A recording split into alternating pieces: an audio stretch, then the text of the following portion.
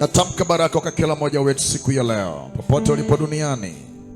Neema ya Mungu ni kuu mno. Natamka neema kwako katika jina la Yesu. Ukabarikiwe na kupata neema kuu siku ya leo. Bwana akakuinue katika level mpya, kutoka chini ukawe juu katika jina la Yesu.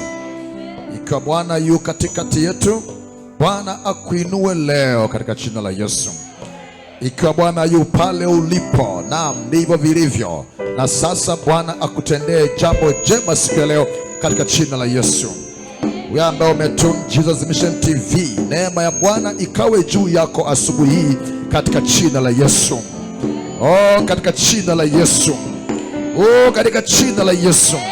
Natamka asubuhi njema kwako iliyobarikiwa na kuinuliwa sana katika jina la Yesu Kristo. Natamka ufufuko katika maisha yako yote, kila upande, kwa jina la Yesu.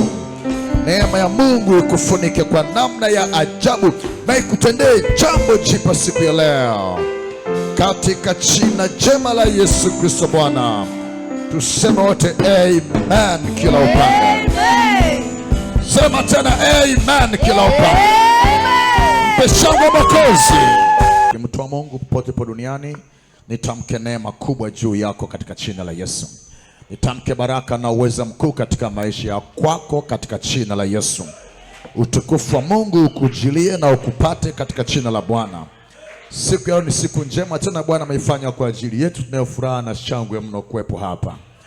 Ni zawadi kubwa kuwepo kwenye hii planet Earth leo hapa duniani. Mpe Bwana heshima kwa hii neema ya kipekee. Hatupo hapa kwa hasara, tupo hapa kwa faida. Mwambie ndugu yako tupo kwa faida. Jiambie mwenyewe nipo kwa faida.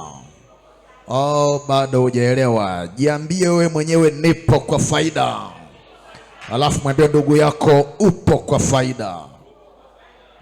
Sijakusikia kama unaongea vizuri. Hebu usiwe mchoyo, mtakie faida mwenzako. Mwambie upo kwa faida. Mwambie na upo kwa faida. Nani anamtakia mwenzake hasara hapa? Labda nimuone kama anapatikana. Anamtakia mwenzake matatizo, hasara, nini ya kulialia? Nani hapa? Hamna hata mmoja. Bila shaka paza sauti, mwambie ndugu yako upo hapa kwa faida. Alafu sema tupo pamoja kwa faida. Sema tupo kwa faida. Sema tupo kwa faida. Tena tupo kwa faida.